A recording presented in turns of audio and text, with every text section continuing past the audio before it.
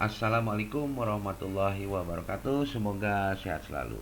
Materi kita kali ini adalah ilmu ekonomi dalam usul fikih.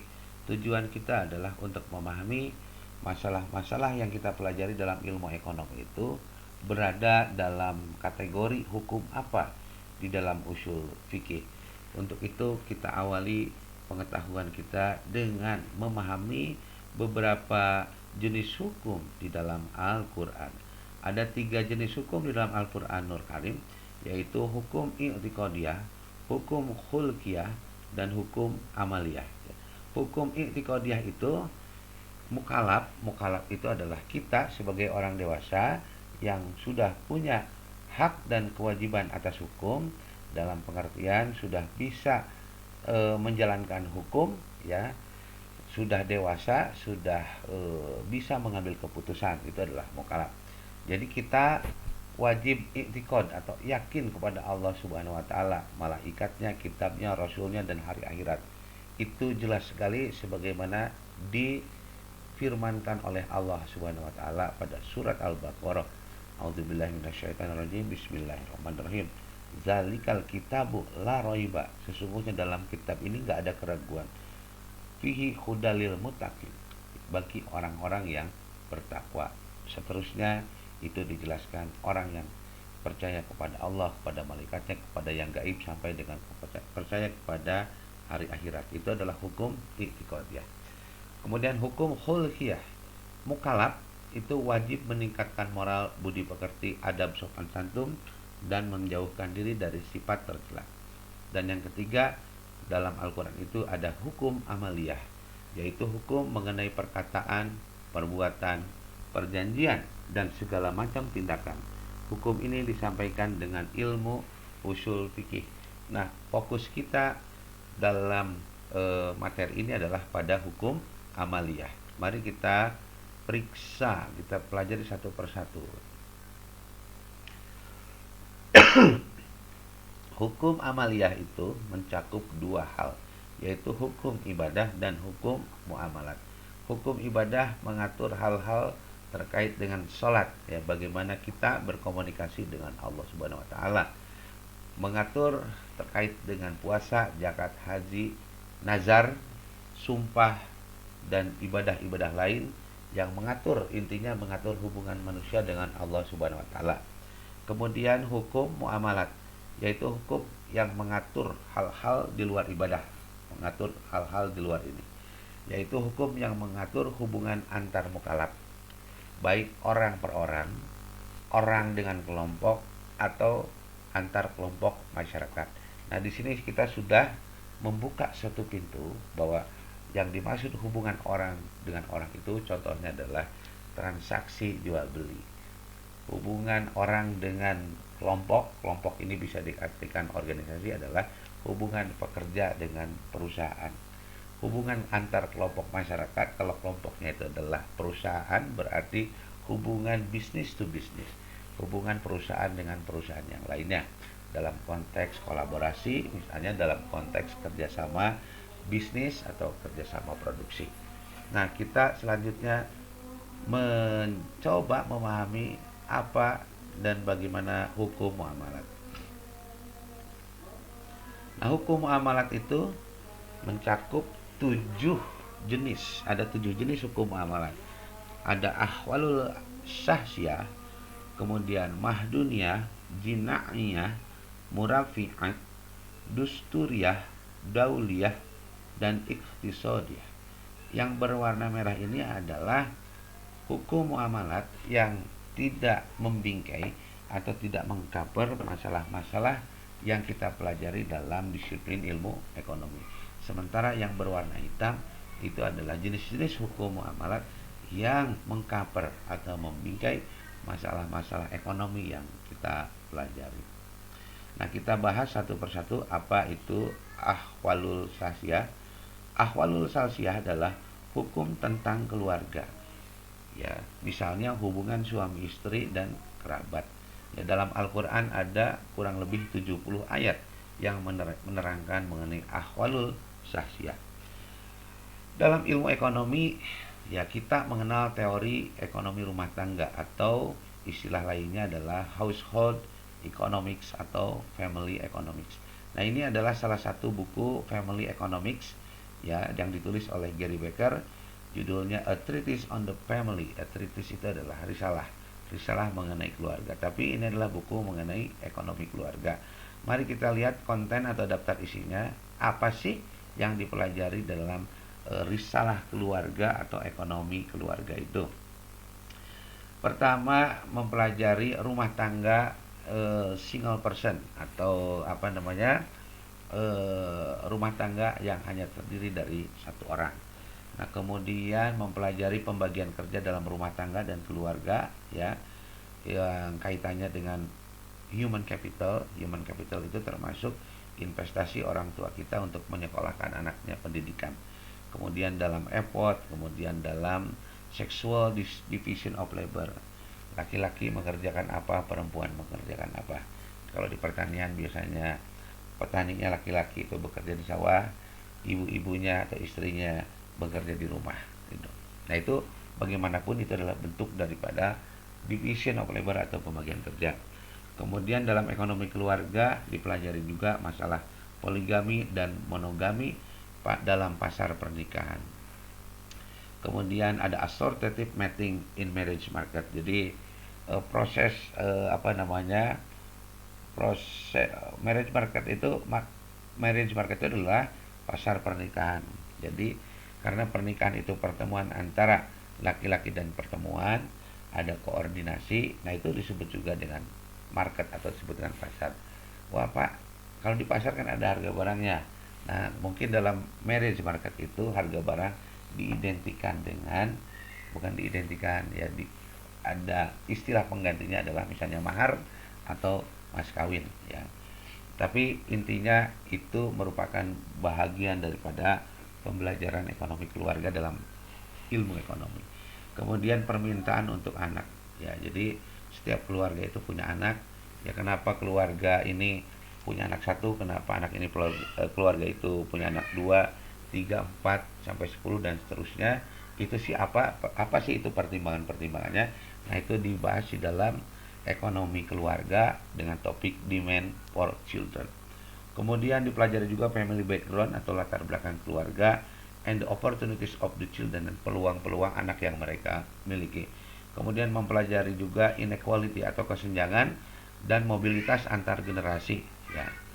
Kemudian mempelajari juga altruism dalam keluarga. Kebalikan altruism itu adalah egois ya. Kalau egois itu mementingkan kepentingan diri sendiri. Kalau altruism itu sebaliknya ya, mementingkan kepentingan orang lain. Nah, itu bagaimana kehidupan altruism di dalam keluarga. Nah, itu topik di dalam ekonomi keluarga atau di dalam istilah usul fikih masuk ke dalam konteks ahwalul sahsyah. Nah, kemudian yang kedua itu ada mahdunya. Ya. Ada mahdunya. Apa itu mahdunya? Yaitu hukum mengenai muamalah pribadi, tukar menukar ya, dalam jual beli, upah mengupah, rungguan itu ya semacam ini perjanjian kerjasama misalnya. Kemudian mengenai jaminan dan perkongsian. Nah, ini dalam ilmu ekonomi, mahduniyah itu mencakup masalah yang biasa kita pelajari dalam mikroekonomi. Tukar menukar mencakup masalah transaksi pasar yang dijelaskan oleh teori pasar. Kemudian upah mengupah dijelaskan pada topik ekonomi produksi ya. Tenaga kerja sebagai faktor produksi digunakan oleh perusahaan berapa banyak dengan upah berapa rupiah per bulannya misalnya. Dan lebih detail lagi dijelaskan pada ekonomi ketenagakerjaan. Nah, jaminan kata lainnya adalah asuransi. Nah, itu juga salah satu topik dalam ilmu ekonomi. Dalam ilmu ekonomi mikro itu dipelajari uncertainty economics. Jadi ilmu ekonomi yang membahas masalah-masalah ketidakpastian. Nah, asuransi semacam asuransi kesehatan, asuransi jiwa itu bagian daripada uncertainty economics. Bagaimana setiap orang berstrategi atau meng-against supaya hal-hal yang terjadi di kemudian hari yang bisa berdampak negatif pada dirinya, itu bisa di cover, itu sepintas mengenai jaminan atau assurance atau asuransi. Nah, kemudian yang ketiga ada ilmu jinayah, ya, yaitu hukum yang mengatur tentang kejahatan yang dilakukan oleh mukallaf. Tujuannya ialah memelihara kehidupan orang, harta orang, nama baiknya dan hak-haknya. Di dalam Al-Quran kira-kira ada 30 ayat. Nah, bagaimana dengan ilmu ekonomi? Dalam ilmu ekonomi kita mengenal, ya, eh, eh, kita mengenal materi dengan nama economics of crime. Crime itu kejahatan atau kriminal. Jadi ilmu ekonomi tentang kejahatan. Nah, ini adalah salah satu bukunya yang ditulis oleh Harold Winter, ya, An Introduction to Rational Crime Analysis. Pendahuluan atau pengantar untuk menganalisis rasionalisasi kriminalitas.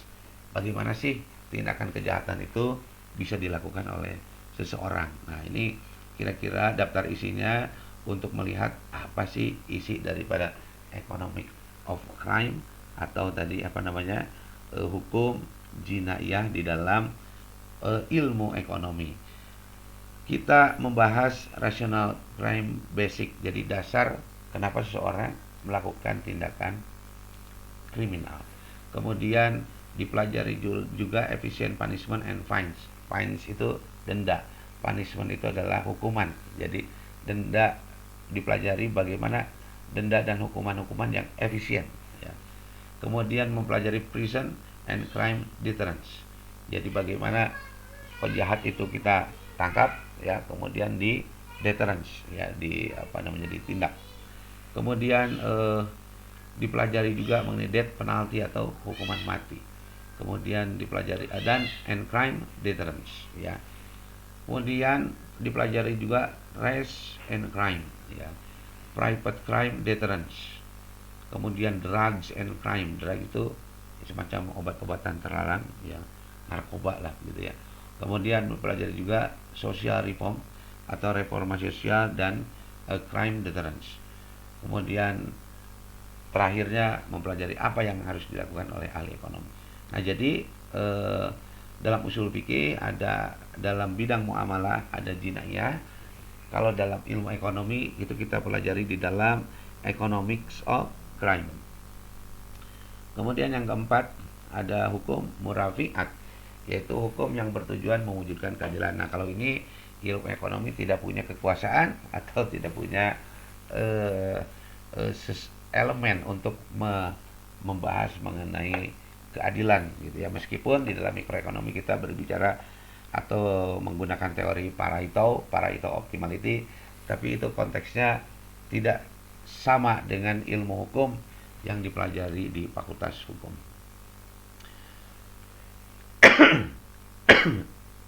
Nah, kemudian yang kelima ada dusturiyah, yaitu hukum tentang pemerintah dan masyarakat, ya. Dalam ilmu ekonomi itu termasuk ke dalam masalah ekonomi publik. Ya, di dalam ekonomi publik itu kita mempelajari, ya, bagaimana pemerintah mengendalikan perekonomian. Mengendalikan perekonomian itu salah satunya adalah mengendalikan para pelaku ekonomi. Pemerintah memiliki instrumen berupa pajak, berupa subsidi, serta instrumen-instrumen lainnya yang kalau dalam konteks di negara Indonesia ada tatanan otonomi daerah, itu ada juga regulasi-regulasi atau instrumen yang digunakan oleh pemerintah pusat, daerah, provinsi sampai dengan kabupaten kota. Nah, itu dusturiyah. Kemudian ada ilmu dauliyah, yaitu hukum yang mengatur hubungan antar negara. Nah, dalam ilmu ekonomi yang kita pelajari, yang termasuk ke dalam hukum dauliyah itu adalah hubungan antar negara. Dalam ilmu kita ditampilkan oleh masalah perdagangan internasional, ya, bagaimana hubungan atau kegiatan ekspor impor antar negara, ya. Kemudian kebijakan moneter internasional. Maka di kurikulum kita mempelajari perdagangan internasional dan international moneter atau ilmu ekonomi moneter internasional. Kemudian yang terakhir ada hukum namanya iqtisadiyah. Nah, ini yang seringkali kita dengar bahwa dalam literatur usul fikih, ilmu ekonomi adalah iktisadiyah. Nah, sebetulnya kalau melihat definisi ini terlalu sempit untuk mengatakan bahwa ilmu ekonomi dalam bahasa Arab sama dengan iktisadiyah.